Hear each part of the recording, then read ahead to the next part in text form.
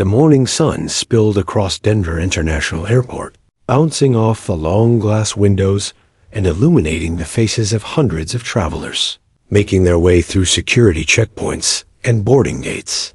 Families with children tugged along rolling suitcases. Business people scrolled endlessly on their phones, and vacationers snapped photos to mark the start of long-awaited trips. Among them was a boy named Ethan Parker, 12 years old, clutching a backpack that felt heavier than his small shoulders should carry. Inside it wasn't just clothes or snacks. It was filled with notebooks, sketches of airplanes, and a small journal where he kept flight observations from past trips.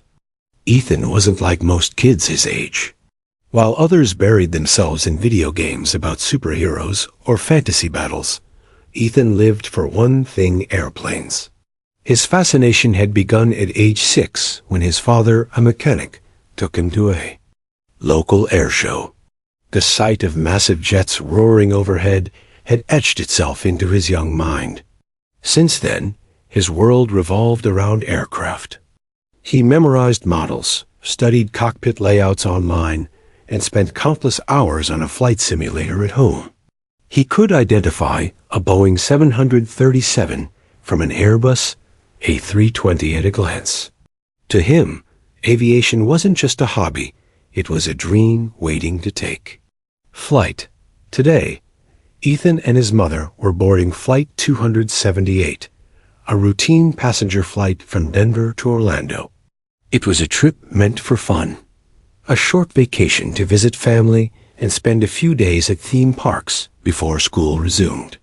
To Ethan, however, the flight itself was the highlight.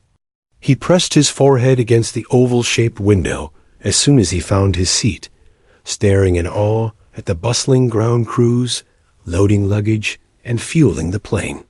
The whine of engines in the distance made him smile. To him, that sound was music. As passengers settled in, flight attendants moved swiftly through the aisles, checking seatbelts and overhead bins. Ethan's mother, a schoolteacher, reminded him to relax and not press the window glass too hard. But Ethan was lost in his world, watching the wing flex slightly as fuel was pumped in, noticing details most adults ignored. He imagined himself in the cockpit, hands on the yoke, guiding the jet into the sky. A captain's voice soon echoed through the speakers, warm and professional. "Good afternoon, folks. This is your captain speaking. Welcome aboard Flight 278 with service to Orlando. We expect smooth weather most of the way, so sit back, relax, and enjoy your flight." Passengers responded with quiet nods or tired sighs, but Ethan hung on to every word. The thought of being in control of such a massive machine filled him with excitement. Takeoff was always his favorite part. As the engines roared to life, vibrations rattled through the cabin. The plane surged down the runway, pressing passengers back into their seats.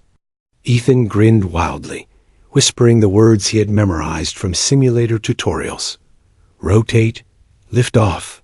Sure enough, the nose angled upward, and the aircraft soared into the sky, leaving Denver shrinking below.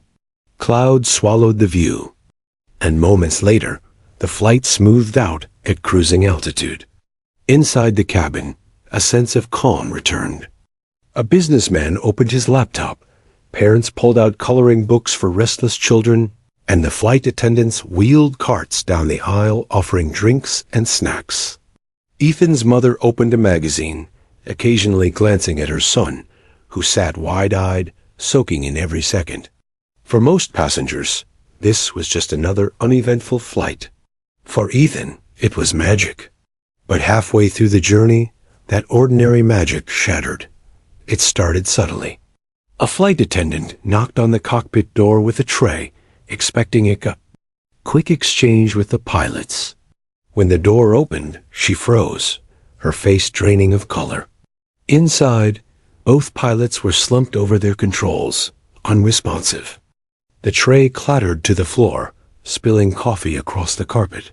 The attendant rushed inside, shaking the captain's shoulder desperately, but he didn't move. His breathing was shallow, his skin clammy. The first officer was no better. A chilling silence filled the cockpit for a moment, broken only by the steady drone of the engines and the beeping of instruments. The attendant's voice cracked as she grabbed the intercom, trying to remain calm. She didn't want to incite panic, but her trembling hands betrayed her. In the cabin, passengers began to notice something was wrong. 2 attendants hurried toward the front, whispering in hushed, urgent tones. A man in row 14 overheard and muttered, "What's going on up there?" A ripple of unease spread through the crowd. Mothers clutched their children tighter, and nervous glances darted toward the closed cockpit door. Ethan felt his chest tighten. He couldn't hear every word, but the expression on the attendant's face told him enough. Something was terribly wrong. He turned to his mother, his voice low but steady.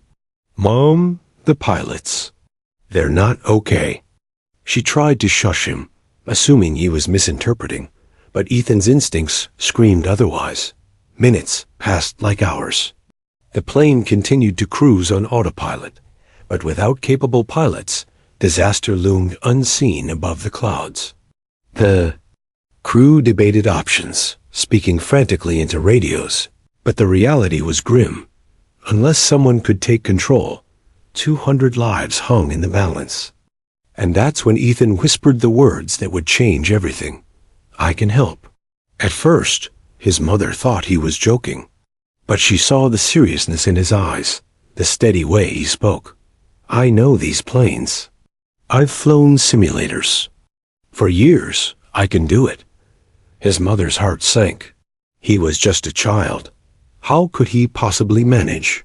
But desperation has a way of making the impossible seem like the only choice.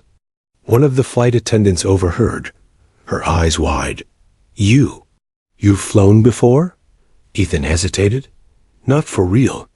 But I know how. I know the systems." Her first instinct was disbelief. Entrusting hundreds of lives to a 12-year-old boy sounded insane. But then she thought of the pilots lying unconscious, of the passengers growing restless, of the empty cockpit. What choice did they have? The attendant knelt to Ethan's level, voice urgent. "If you think you can help, come with me." Passengers stared as the boy stood, clutching his backpack. Some whispered in shock, others in fear. His mother followed close behind, her face pale but resolute. Step by step, Ethan walked toward the cockpit, his heart pounding in his ears. This was no longer a daydream, no longer a simulation on his computer. This was real. The cockpit door closed behind him with a heavy click. Ethan froze, staring at the lifeless forms of the captain and first officer. The panel of glowing screens and blinking lights stretched before him like a galaxy. For a brief moment, fear threatened to crush him. He was 12 years old, standing in the captain's chair of a passenger jet, with nearly 200 lives depending on him. And then, something inside him shifted. He remembered every hour spent in front of his simulator, every late night, memorizing the placement of switches, every diagram he'd sketched into his notebook. This was what he had dreamed of his whole life, though never like this. Slowly, he slid into the captain's seat. His hands trembled as he reached for the headset, his fingers brushing the oversized earpieces. He placed them over his head, the static buzzing in his ears. He pressed the transmit button, his voice cracking. This is a passenger. The pilots are down. Please, somebody help." For a few agonizing seconds, silence answered him. Then, a calm, steady voice broke through. "Copy that, young man. We hear you. Stay calm. Tell us your name." Ethan swallowed, his throat dry, but his answer came clear and strong. "My name is Ethan." The intercom clicked, and muffled voices drifted through the cabin. Most passengers couldn't make out the words, but the anxious tone was unmistakable. A ripple of unease passed through the rows. Mothers pulled their children close, businessmen stopped typing mid-sentence, and a teenager removed his headphones, sensing something was wrong. Fear spread quietly, like a shadow creeping down the aisle.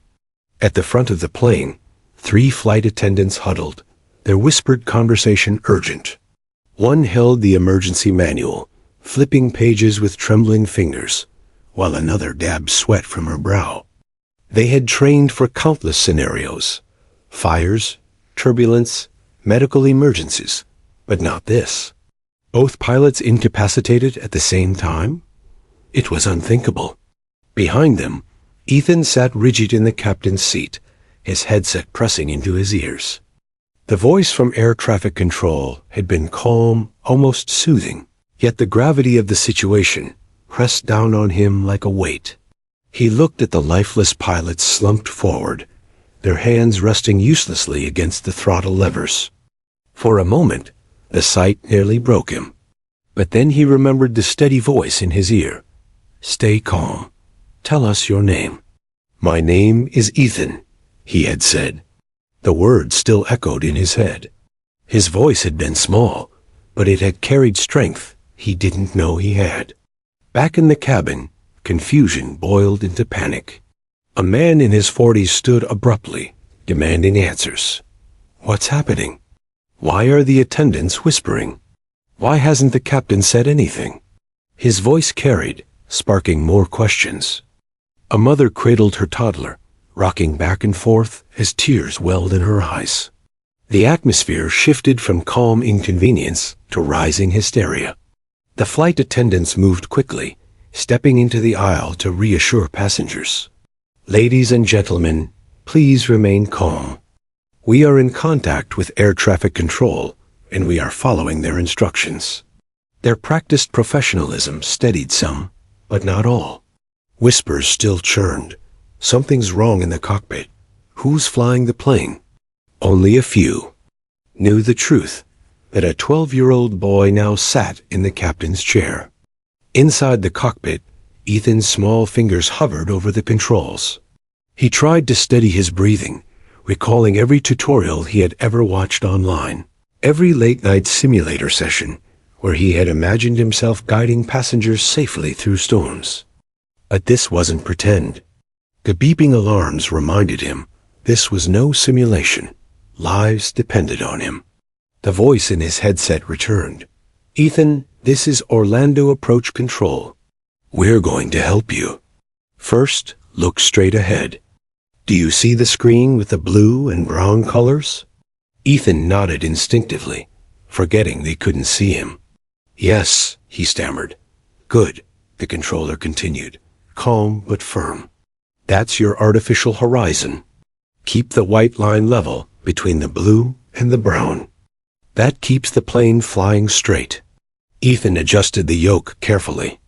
The plane dipped slightly, sending a shiver of turbulence through the cabin, and passengers gasped. His hands tightened. "Easy, Ethan. You're doing fine," the voice reassured. "Just small corrections." For the first time, Ethan felt a spark of confidence. He wasn't alone. Someone was guiding him, step by step. In row 15, a grandmother whispered prayers into her rosary beads. Across the aisle, a teenager recorded a shaky video on his phone, whispering, "This is insane." They said a kid's in the cockpit. The rumor spread quickly, disbelief mixing with terror. Could a boy really fly a plane? Some scoffed, others panicked, but a surprising number clung to hope. After all, the jet was still in the sky, steady under Ethan's hands.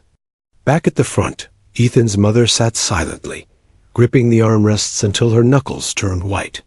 She couldn't see her son behind the sealed cockpit door, but she imagined his small figure in that oversized chair, headset covering his ears, surrounded by blinking lights. Her heart raced with fear, but underneath it was pride. She had always known Ethan was different. What terrified her now was knowing the world was about to see it too, if he survived. The controller's voice crackled again. "Ethan, we're coordinating with other aircraft in the area. You're not alone. Just keep steady. We'll guide you step by step. The boy repeated each instruction aloud, his voice stronger with each command. Wings level. Throttle steady. Altitude 28,000. He sounded like a pilot, an inexperienced one, but a pilot nonetheless. In the cabin, the atmosphere shifted again. Fear remained, but hope began to stir. Passengers exchanged glances, whispering about the boy at the controls. Some prayed harder, others closed their eyes, but the chaos softened. A few even muttered words of encouragement, as if their voices might somehow reach him through the cockpit door. Time passed slowly. Each minute felt like an hour. Ethan followed instructions with laser focus, blocking out everything else. Sweat trickled down his temple, but his hands didn't waver. He remembered the controller's words, small corrections. He repeated it like a mantra. Suddenly, turbulence jolted the plane. Drinks spilled, bags shifted in overhead bins, and frightened cries filled the air. Ethan gripped the yoke tightly, his heart pounding. The controller's voice was steady. Hold her steady, Ethan. Don't fight the turbulence too hard. Just guide her. Ethan obeyed, correcting just enough to keep the wings level. Slowly, the shuddering eased. Applause broke out in the cabin. It wasn't loud, but it was heartfelt. Passengers realized what had just happened. The boy had kept them safe. He had done what many adults couldn't. For the first time, real belief spread maybe, just maybe, he could pull this off. The attendant nearest the cockpit whispered updates through the intercom, her voice shaking but sincere. Ladies and gentlemen, the aircraft is under control. Please remain seated and trust that we are being guided by air traffic control. She didn't say Ethan's name, but everyone knew. The boy was flying.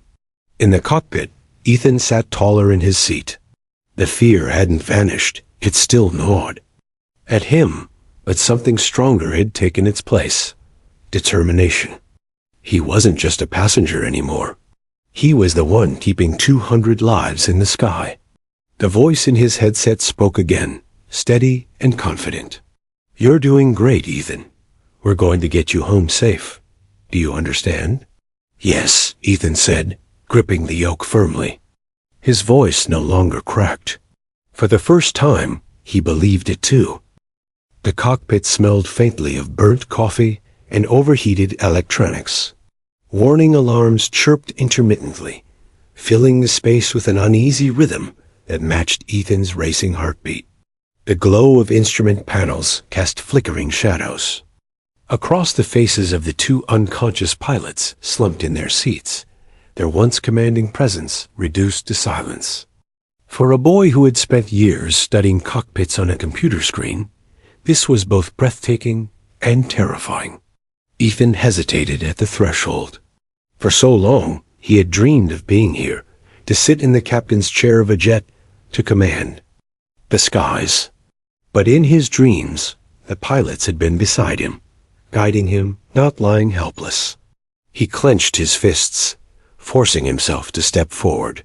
His sneakers squeaked faintly against the rubber mat as he approached the seat. The flight attendant who had brought him here placed a hand on his shoulder. Her eyes brimmed with uncertainty. You can do this, she whispered, though it sounded more like she was trying to convince herself. Ethan gave a small nod, though. Doubt roared inside him. With effort, he slid into the captain's chair. The leather swallowed him, oversized and intimidating. His feet barely reached the rudder pedals. His hands hovered above the yoke, trembling. He glanced at the control panel in front of him. Hundreds of switches, dials, and glowing screens blinked and buzzed. He knew many by name: altimeter, airspeed indicator, heading display, but knowing them in theory and using them now were worlds apart. The headset loomed on the center console, oversized and heavy. Ethan picked it up carefully, sliding it over his ears. The static hissed, startling him. He fumbled with the microphone, his throat dry. He had to speak. This "This is a passenger," he stammered, voice cracking under the pressure. "The pilots are down. Please, please help." For several seconds, nothing answered but static. His chest tightened, fear surging. Then a calm, steady voice broke through the silence. "Copy that. We hear you, son. Stay calm. Tell us your name." The relief was overwhelming. Ethan swallowed hard, forcing strength into his tone. "My name is Ethan." "All right, Ethan," the voice replied. "You're doing great. We're going to help you. First thing, look straight ahead. Do you see the screen with blue on top and brown on the bottom?" Ethan's eyes darted to the artificial horizon, the instrument he had studied countless times on his simulator. "Yes," he said quickly. "Good. Keep the white line level between the two colors. That will keep the plane steady." He adjusted the yoke gently, and the aircraft responded. A slight dip smoothed out. He felt the power of the jet in his hands. Fear began to shift into focus. Behind him, through the closed cockpit door, the passengers felt the sudden stabilization. The plane no longer tilted or wavered. Whispers rippled through the cabin. Though none of them could see Ethan, they sensed something had changed. Inside, the boy gripped the yoke tighter. His palms were slick with sweat, but he remembered the controller's words, "Stay calm." The voice returned. "Ethan, I need you to take a deep breath. You're safe. The plane is stable, and you're not alone. We're going to guide you every step of the way." Ethan inhaled shakily, then exhaled. "Okay," he said softly. The flight attendant stepped back into the cabin, leaving Ethan alone in the cockpit. She knew he needed quiet, no distractions. Out in the aisles, passengers bombarded her with questions. "What's happening? Who's flying? Are we crashing?" She raised her hands, voice steady but thin. "The situation is under control. Please stay seated." She didn't mention Ethan by name, but rumors spread quickly. "A kid is flying the plane." Some scoffed. "That's impossible." Others panicked. But a surprising number clung to hope. Somehow, the jet was still flying, and that was proof enough. Inside the cockpit, Ethan's focus narrowed. The instrument panel lit up like a galaxy. Before him, he repeated the controller's instructions aloud, anchoring himself with each word. "Wings level, altitude steady, heading east." "Good job, Ethan," the voice replied. "Now, check the numbers on your airspeed indicator." Ethan read them out carefully, his small voice echoing in the empty space. Every confirmation he gave strengthened him. He wasn't just a scared kid anymore.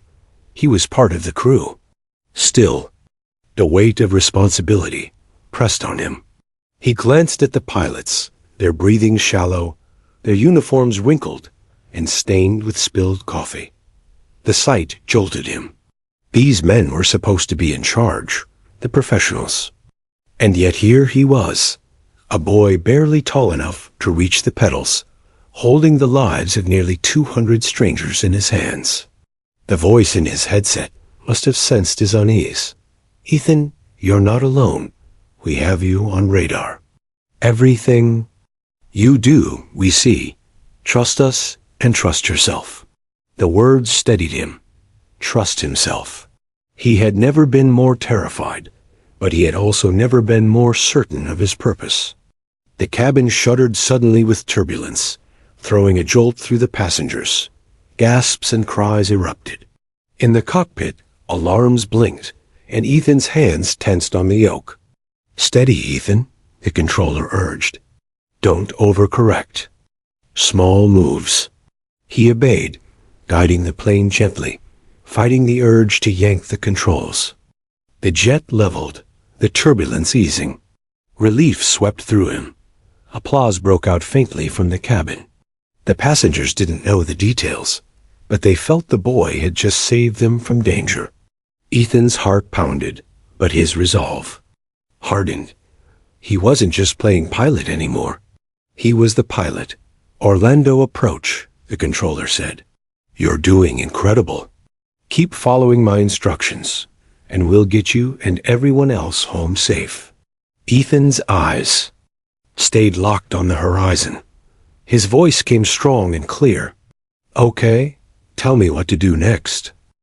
The cabin hummed with nervous energy. Passengers clutched armrests, exchanged frightened whispers, and cast anxious glances toward the sealed cockpit door. Nobody knew exactly what was happening inside, but they could feel the weight of the moment. The jet remained aloft, steady despite the chaos, and that alone gave hope. Still, fear lingered. Every small shudder of turbulence drew gasps. Every beep of an unseen alarm raised panic. In the cockpit, Ethan sat rigid in the captain's chair, hands gripping the yoke so tightly his knuckles were pale. The oversized headset pressed awkwardly against his ears, filling them with the calm, steady voice of air traffic control. "You're doing well, Ethan. Very well," the controller reassured. "Now, listen carefully. We're going to check your altitude. Look at the instrument that reads 2800. Ethan's eyes scanned the panel, landing on the familiar altimeter.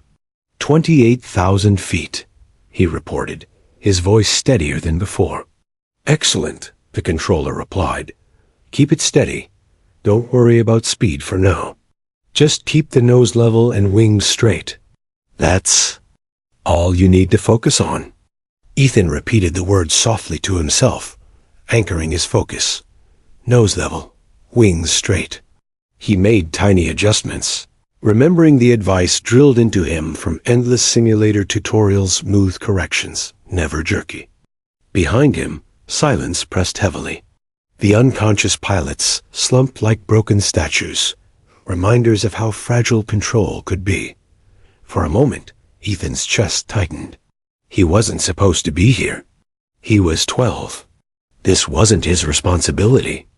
And yet, here he was, the one thing standing between safety and disaster. The controller's voice returned, breaking his spiral of fear. "Ethan, you're not alone. We see you on radar, and you're doing exactly what you need to do. You're a natural." Those words struck something inside him. A natural. Maybe it was the encouragement. Maybe it was the tone. But Ethan sat taller in his chair. For the first time, he believed he could do this. In the cabin, the flight attendants moved through the aisles, doing their best to project calm. They offered water, checked seat belts, and whispered reassurances, though their own hands trembled.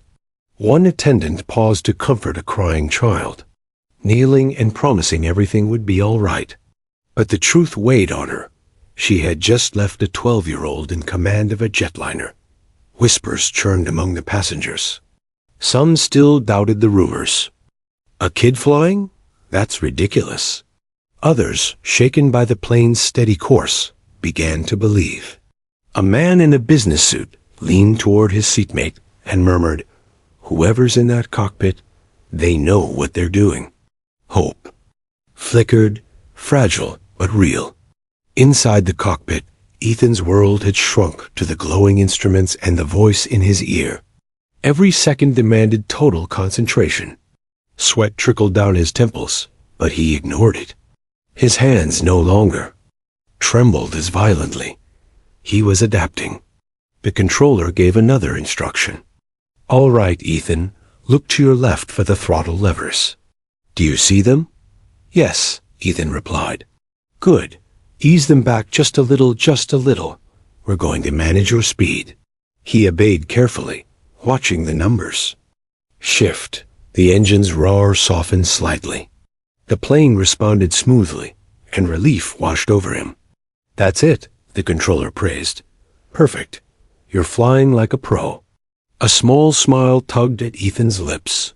For a moment, he forgot his fear. Then turbulence struck. The jet jolted violently, rattling overhead bins and spilling cups of water into laps. Passengers screamed. In the cockpit, alarms blared, and Ethan's hands tightened desperately around the yoke. His heart hammered, fear flooding back. "Stay calm, Ethan," the controller said firmly. "Don't fight it too hard. Small corrections. Let the plane ride the turbulence." He remembered the mantra. Small corrections. With trembling precision, he nudged the yoke, adjusting just enough. The plane wavered, but didn't spiral. Slowly, the turbulence eased, and the alarms quieted.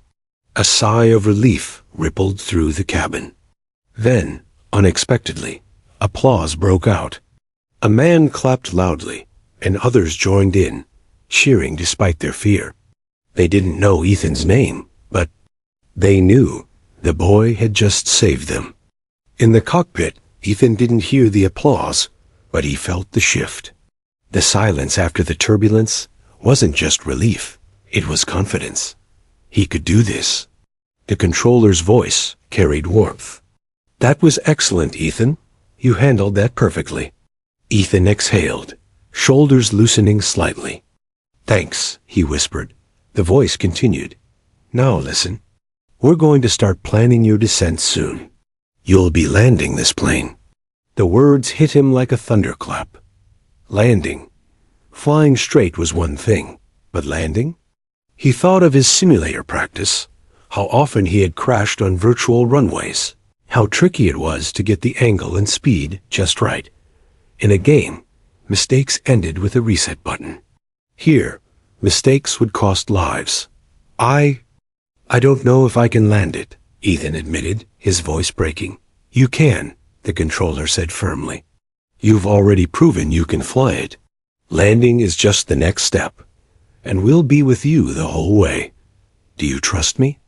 Ethan hesitated, then nodded, forgetting again they couldn't see him. "Yes. Good. Then trust yourself too." Those words echoed in Ethan's mind. Trust yourself. Behind the cockpit door, passengers began to settle into a tense but quieter anticipation. Fear lingered, but the panic had dulled. A mother whispered to her teenage son, "That boy, he's saving us." A businessman muttered, "If we make it, I'll never complain about delays again." People clung to fragments of faith, their survival now tied to a 12-year-old's courage. Inside the cockpit, Ethan's focus hardened. His hands no longer shook uncontrollably. He looked at the horizon, steady and level, the plane cutting through the clouds with purpose. He wasn't just pretending anymore. He wasn't just a boy on a simulator. He was the pilot.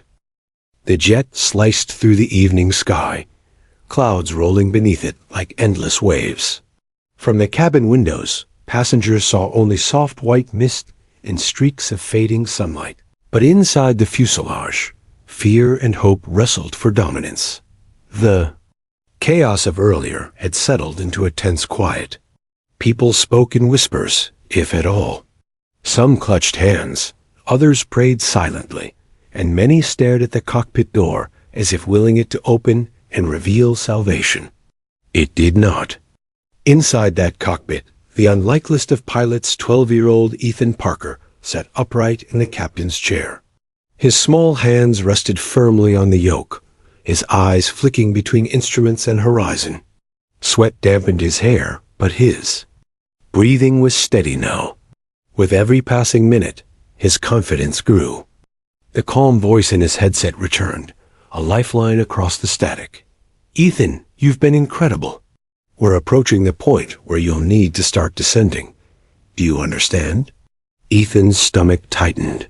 He remembered countless simulator flights where landing had been his undoing.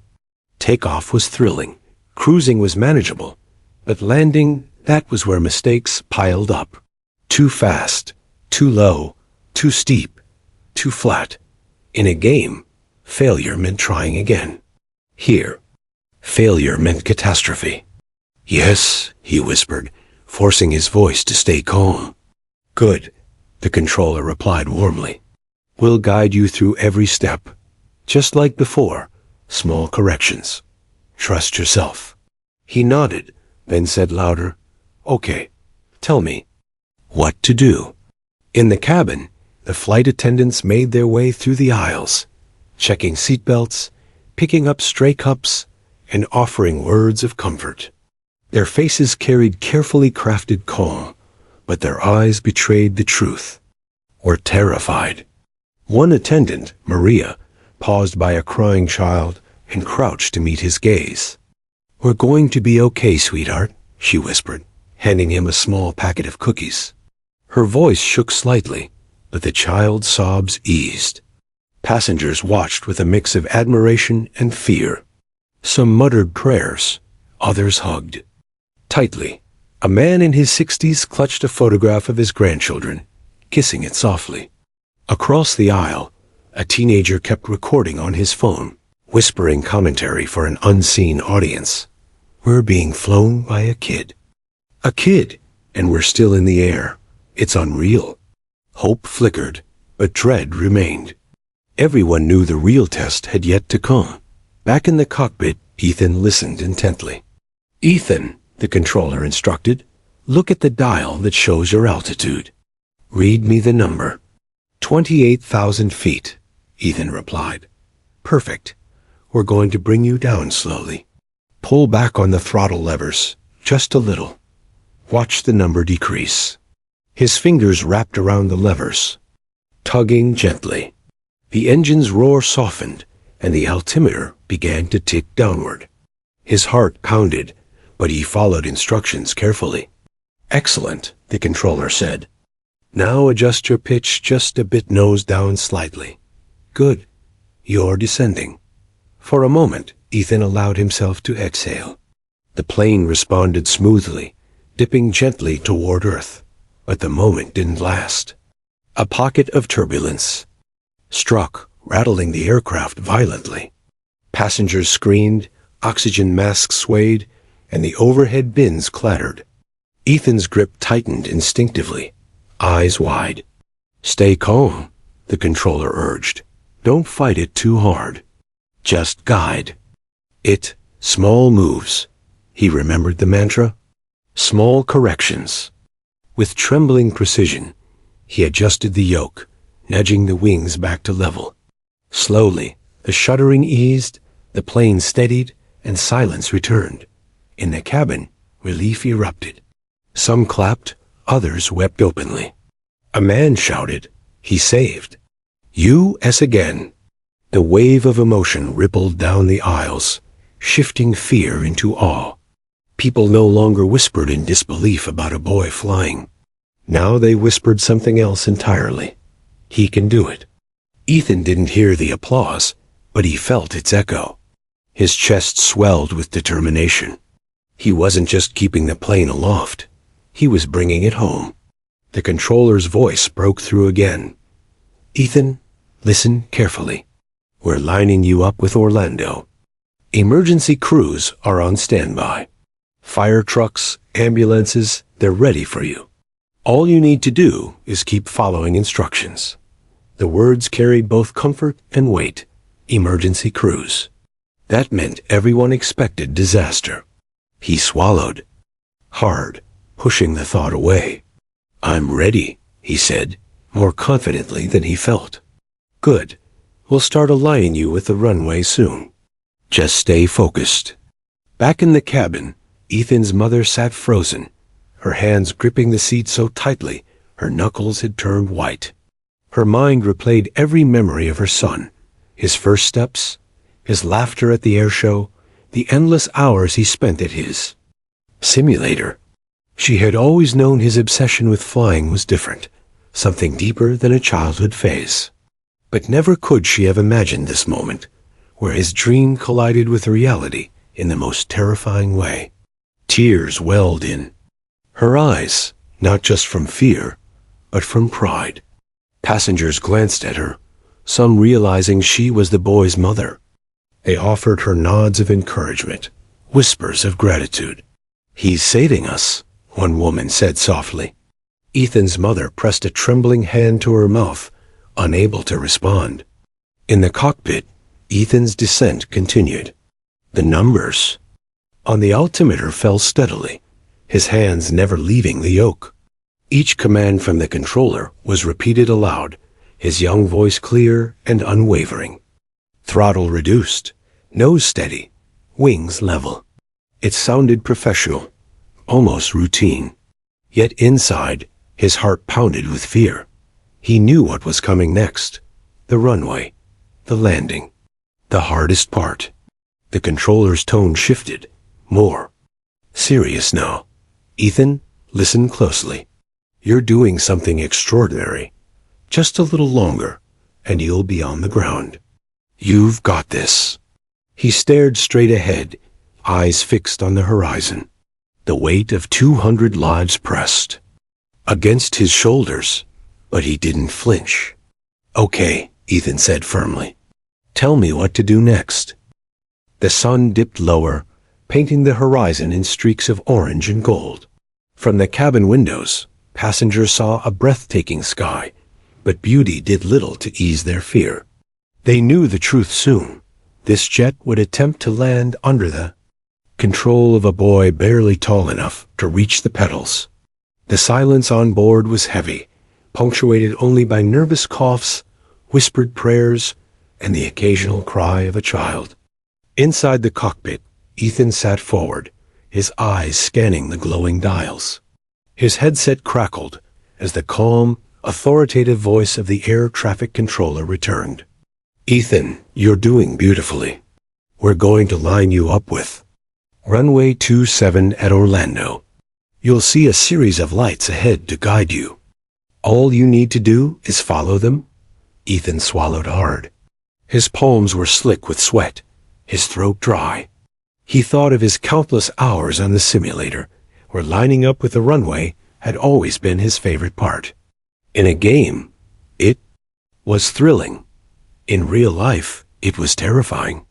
I'm ready, he said, his voice stronger than he felt. Good. Start by turning the yoke slightly to the right. Just a gentle turn. Look at your heading indicator. Bring it to 270. Ethan obeyed, his small hands steady on the controls. The massive jet responded with surprising grace, banking slowly. Through the windshield, the horizon shifted, clouds parting. Like curtains.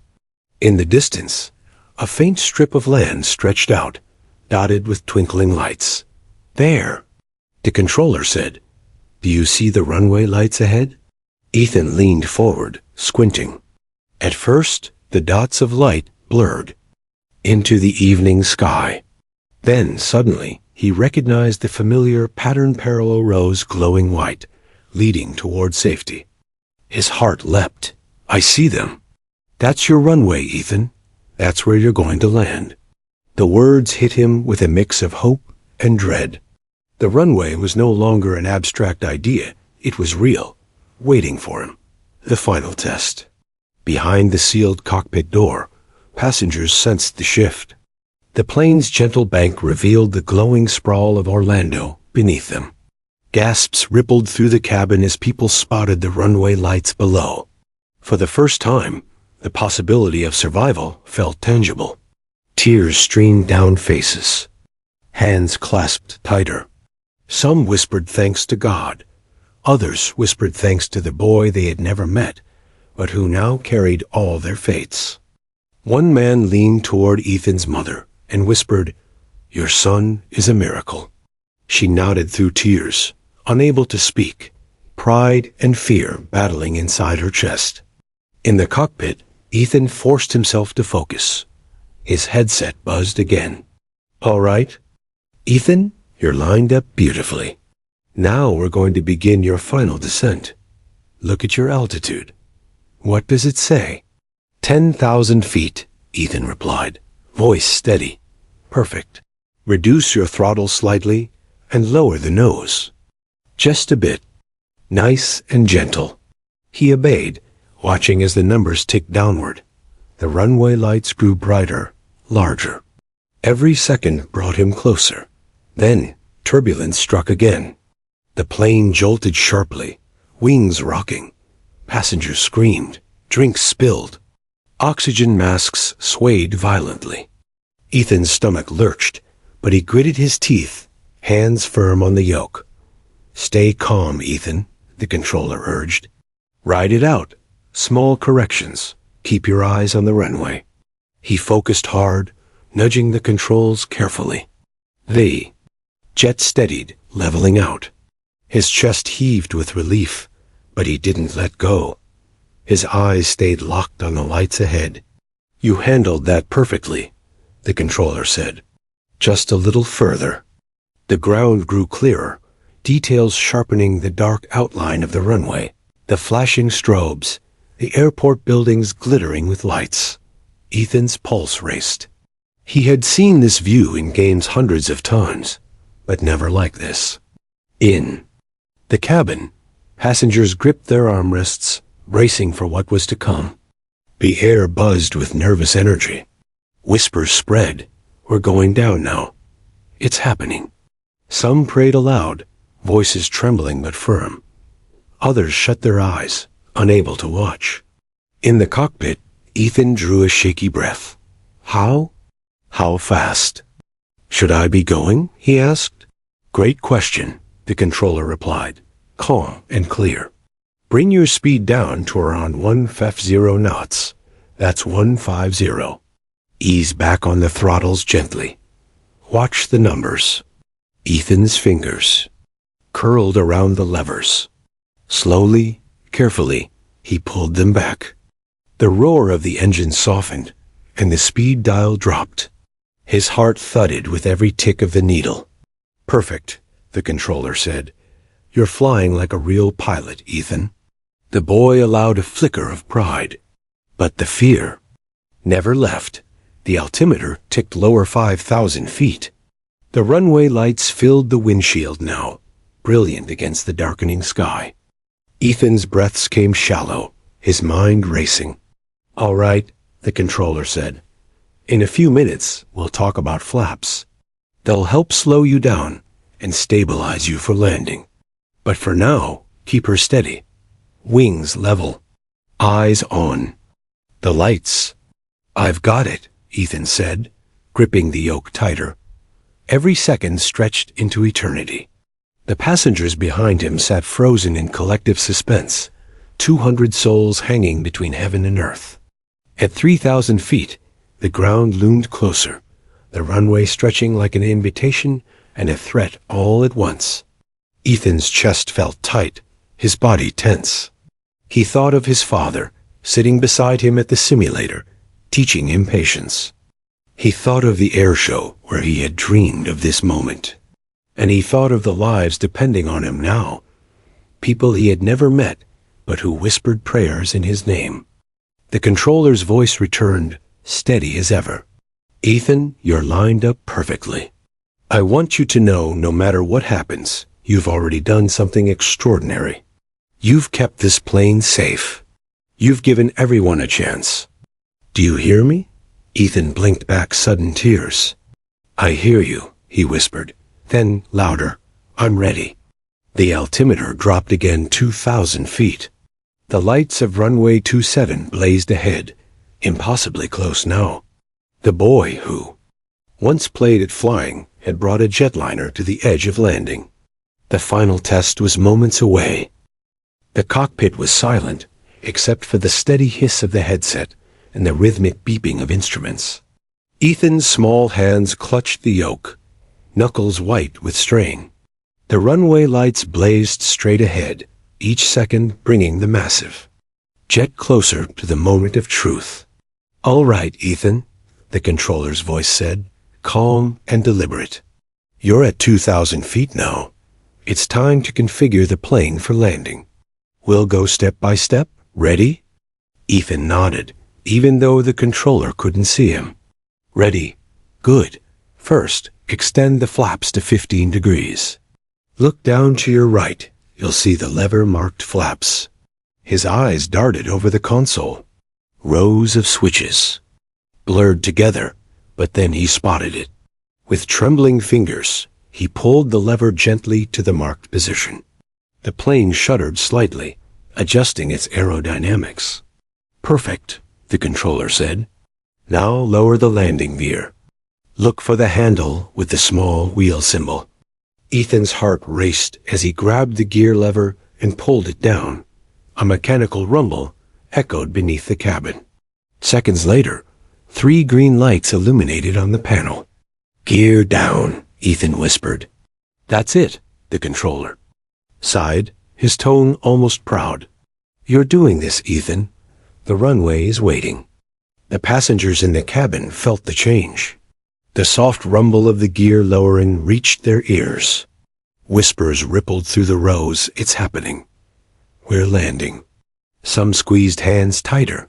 Some bowed their heads. The entire cabin braced for the unknown. At 1,500 feet, turbulence rattled the plane again, tossing it side to side. Gasps and cries erupted from the cabin. Ethan's stomach lurched, but he tightened his grip and steadied the yoke. "Stay with it, Ethan," the controller urged. "Small corrections. Don't fight the plane guided." He adjusted carefully, focusing on the glowing runway lights. The turbulence eased. His heart hammered in his chest, but the jet stayed aligned.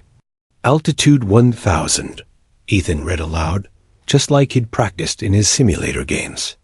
"Perfect," the controller replied. "At this point, you want to keep your descent nice and steady. Watch the poppy lights, the 4 red and white lights near the runway." Ethan leaned forward, spotting them clearly now. 2 red, 2 white, exactly as the simulator had taught him. 2 red, 2 white, he said. "That means you're on the right glide path," the controller explained. "Keep it just like that." The cabin grew tense as the ground loomed larger in the windows. The airport sprawled below, glowing with activity. Emergency vehicles lined the edges of the runway, flashing lights like red and blue stars. The sight sent shivers through the passengers. They knew they were about to witness something unprecedented. Ethan's breathing quickened. His hands trembled, but he refused to let go. He could almost feel the lives behind him pressing forward, trusting him, willing him to succeed. "Speed check," the controller said. "What does it read?" 150. "Knots," Ethan answered. "Perfect. Keep it there." "You're in excellent shape, Ethan. Remember, the plane wants to fly. You just need to guide it gently to the ground." The boy nodded, eyes locked on the runway. His father's voice echoed. In his memory, "Smooth hands, Ethan. Don't wrestle the plane, coax it." At 500 feet, the runway stretched wide and bright before them. The cabin held its breath. Parents clutched children. Strangers held each other's hands. A collective prayer filled the silence. "All right, Ethan," the controller said, his voice now more intense. "This is it. At 50 feet above the ground, you're going to gently pull back on the yoke. That will flare the plane and soften your landing. Don't pull too much, just a little. Do you understand?" Ethan's throat was dry, but his reply came steady. "I understand." "Good. Keep it steady. You're almost there." At 200 feet, alarms began to sound, ground proximity warnings blaring through the cockpit. Ethan's pulse spiked, but he forced himself to ignore them. He knew what mattered most, the runway dead ahead. 100 feet, the controller's voice counted. "Stay steady, Ethan. You're perfect." The lights of the runway filled the windshield now. The concrete stretched like salvation. 50 feet, now ease back. Just a little. Ethan pulled gently on the yoke, heart in his throat. The nose lifted slightly, the massive jet angling for touchdown. 30 feet, hold it there, steady, steady. The entire cabin shook with tension. Every passenger braced. Eyes shut. Tight, knuckles white. 10 feet, wait for it. Wait, and then thump. The rear wheels touched the runway with a bone-jarring jolt. Gasps and screams erupted, but the jet stayed upright. Sparks flew briefly as the tires bit into the asphalt. "You're down, Ethan," the controller shouted. "Now hold the nose steady. Don't slam it down." Ethan gritted his teeth, keeping the yoke pulled gently back. A moment later, the nose wheels settled onto the runway. The roar of contact echoed through the cabin, but the plane was on the ground. Applause and sobs burst from the passengers, but it wasn't over. Now the brakes, the controller urged. Look for the pedals at your feet. Push them gently. Ethan stretched, his sneakers barely reaching, and pressed down. The jet responded, decelerating. The runway lights whipped past, faster than he imagined. His body trembled, but he pressed harder. The engines roared as reverse thrust engaged, slowing the massive machine further. The cabin shook violently. Luggage rattled in overhead bins. Passengers clung to their seats, hearts pounding. Finally, the speed dropped below 100 knots, then 70, then 50. The runway's end approached, but the plane was slowing steadily. Keep braking, Ethan, the controller said. You've got this. At last, the jet rolled to a stop, halfway down the runway. The silence that followed was deafening. For a moment, no one moved, no one breathed. Then, as the reality sank in, the cabin erupted in cheers, applause, and cries of relief. Ethan slumped back in the captain's chair, his body trembling, his face pale. His headset crackled again. You did it, Ethan, the controller said. Softly, pride in every word. You just landed that plane? Tears blurred the boy's vision. He whispered the only words he could manage. We're safe. The jet slowed to a gentle roll, engines humming steadily. The runway stretched out before it, lights fading behind as the plane came to a complete stop. Silence hung in the cabin for a heartbeat, broken only by the sound of passengers breathing, hands trembling from adrenaline. Then, slowly, cheers erupted. Applause, laughter, tears all pouring out in a chaotic wave of relief and gratitude. Ethan slumped in the captain's chair, legs barely reaching the pedals, sweat running down his face. His small hands shook, no longer from fear, but from the weight of what he had accomplished. The hum of the engines felt different now, not threatening, not terrifying, but triumphant. He had done the impossible.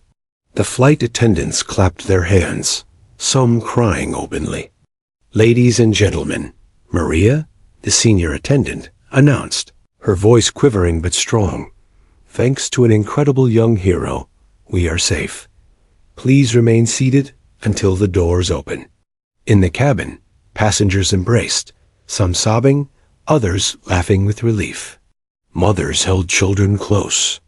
Strangers shook hands, words failing them, but their eyes shone with gratitude. The collective tension that had gripped them for hours finally released. Ethan's mother pushed through the crowd, tears streaking her face, arms outstretched. She reached the cockpit door and hesitated, taking in the sight of her son small, pale, exhausted, but alive and victorious. Ethan, she whispered, voice breaking, you did it. You saved everyone. Ethan turned, his eyes wide. I just did what they told me, Mom, he said softly. You did more than that, she replied, hugging him tightly. You were brave. You were incredible. Outside, emergency vehicles approached, lights flashing in a spectacular display. Fire trucks, ambulances, and police cars lined the runway, their sirens silent for now, honoring the calm of the landing. Ground crews swarmed the plane, checking for any issues, ready to assist if needed. But the aircraft was stable, and the passengers safe. Air traffic control guided the plane to a safe parking area. Ethan kept his hands on the yoke until the plane came to a complete stop. Then, finally, he let them drop to his sides, exhausted.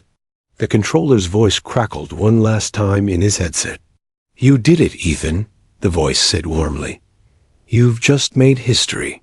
200 people owe you their lives. Ethan blinked, overwhelmed. He could barely speak. I just followed instructions. Sometimes, the controller said softly, following instructions isn't enough. Courage makes the difference. You have courage beyond your years. The cabin doors opened and passengers began disembarking. Reporters, photographers, and airport personnel had gathered outside, their cameras and microphones ready to capture what had already become a historic event. News crews broadcast live, sharing the story of a 12-year-old boy who had flown a passenger jet to safety after both pilots collapsed mid-flight. As Ethan stepped onto the tarmac, bundled into his mother's arms, he was met with applause, cheers, and cameras flashing. Emergency personnel gave nods of respect. Strangers called his name, praising him. For a boy who had always loved airplanes, this was beyond any flight simulation, beyond any dream he had ever imagined. Inside, passengers were interviewed. There, voices filled with awe. "I can't believe it," said a young woman, holding her husband's hand. "A kid, a boy, saved us all." "It's unbelievable," a businessman added. He kept his head. Every single move was perfect. "I've never seen anything like it." The airport authorities escorted Ethan and his mother to a secure area. Officials wanted to ensure he was safe and calm before speaking publicly. Inside, Ethan sat quietly, still processing. Journalists waited outside, eager for his first words.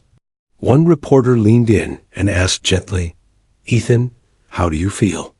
He paused, thinking of the hours in the sky, the voices of the passengers behind him, and the lives he had held in his hands. Finally, he said softly, "I was scared, really scared. But I had help. I just did my best." The reporter smiled. "And your best saved everyone aboard. People will never forget what you did today." Outside, news helicopters circled overhead. Social media erupted with hashtags praising the young hero. Images of the landing, the boy in the captain's seat, and the relieved passengers flooded every platform. Within hours, Ethan's story was broadcast around the world an inspiration, a miracle, and a testament to courage. Airport personnel offered him a special tour, allowing him to see behind the scenes, the control towers, the maintenance hangars, the flight operations centers. Each new corner of the airport seemed to hum with respect and admiration for what he had accomplished. The pilots, now recovering in the hospital, sent messages of gratitude. One of them, the captain, later said, "Ethan, you've proven bravery has no age. We owe you our lives. Thank you." As the sun finally disappeared below the horizon, casting Orlando in deep twilight, Ethan and his mother walked hand in hand across the tarmac. The boy who had once dreamed of flying was no longer just a dreamer. He was a hero. And the sky vast, limitless, terrifying, had given him a test he had passed with courage beyond measure. Ethan knew one thing for certain. He would never look at airplanes the same way again. Not as a game, not as a hobby, but as a realm where bravery, focus, and heart could turn the impossible into reality. And today, he had touched that sky in a way most adults never would. The world had watched, and it had cheered. A 12-year-old boy had flown a passenger plane, guided by courage and the calm of voices he trusted. He had landed the jet safely, bringing 200 lives back to solid ground. And as he looked up at the stars beginning to appear above Orlando, Ethan Parker allowed himself a smile, the kind that comes from knowing he had truly faced fear and had soared.